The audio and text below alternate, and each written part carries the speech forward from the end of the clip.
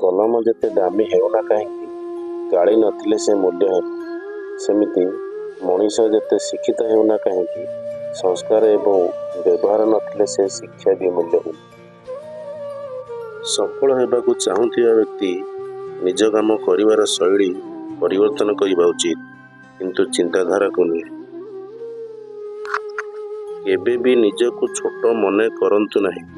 ମନେ ରଖନ୍ତୁ, ପାଦ ତଳର ଦୁବ ଘାସ ପୂଜାରେ ଲାଗେ, କିନ୍ତୁ ମୁଣ୍ଡ ଉପରେ ଥିବା ବିଶାଳ ତାଳଗଛ ନୁହେଁ। ପୃଥିବୀର ସବୁଠାରୁ ଭୟଙ୍କର ପ୍ରାଣୀ ହେଲା ମଣିଷ। ଏମାନେ ନିଜ ସ୍ୱାର୍ଥ ପାଇଁ କିଛି ବି କରିପାରନ୍ତି। ଈଶ୍ୱର ଅନ୍ୟକୁ କ'ଣ ଦେଇଛନ୍ତି, ଏହି କଥା ଦେଖି ମଣିଷ ସବୁବେଳେ ଈର୍ଷାରେ ଜଳୁଥାଏ, କିନ୍ତୁ ଈଶ୍ୱର ଆମକୁ କ'ଣ ସବୁ ଦେଇଛନ୍ତି, ଏହା ଦେଖିବାକୁ ଆମ ପାଖରେ ନିଜ ପାଇଁ ସମୟ ନଥାଏ। ସମୟ, ବନ୍ଧୁ ଏବଂ ସମ୍ପର୍କ, ଏହିସବୁ ଜିନିଷ ଆମେ ବିନା ମୂଲ୍ୟରେ ପାଇଥାଉ, କିନ୍ତୁ ଏମାନଙ୍କର ମୂଲ୍ୟ ଆମକୁ ସେତେବେଳେ ଜଣାପଡ଼ିଥାଏ ଯେତେବେଳେ ଏମାନେ ଆମଠାରୁ ଦୂରେଇ ଯାଆନ୍ତି।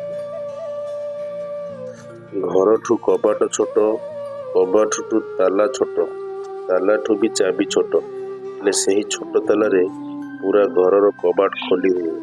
ସେହିପରି ଛୋଟ ସୁବିଚାର ଜୀବନର ବଡ଼ ବଡ଼ ପରିବର୍ତ୍ତନ ଆଣିଥାଏ। ଭୁଲ ଛୋଟ ହେଉ ବା ବଡ଼, ଭୁଲ ତ ଭୁଲ ହୋଇଥାଏ। ଏହାକୁ ଅଣଦେଖା ନକରି ନିଜ ଭୁଲକୁ ସୁଧାରିବାକୁ ଚେଷ୍ଟା କରିବା ଉଚିତ, କାହିଁକି ନା ଛୋଟିଆ କଣାଟିଏ ଗୋଟିଏ ବଡ଼ ଡଙ୍ଗାକୁ ପାଣିରେ ବୁଡ଼େଇ ଦେବାର କ୍ଷମତା ରଖିଥାଏ।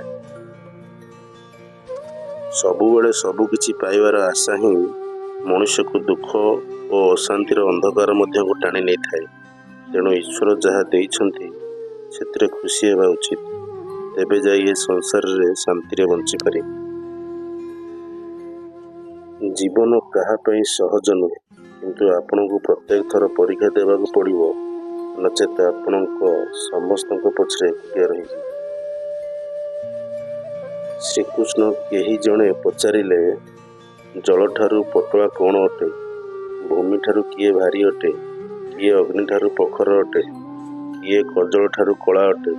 ଶ୍ରୀକୃଷ୍ଣ ହସି ଉତ୍ତର ଦେଲେ, ଜଳଠାରୁ ପତଳା ଜ୍ଞାନ ଅଟେ, ପାପ ଭୂମିଠାରୁ ଭାରି ଅଟେ, କ୍ରୋଧ ଅଗ୍ନିଠାରୁ ପ୍ରଖର ଅଟେ, କଳଙ୍କ ଗଜଳଠାରୁ କଳା ଅଟେ।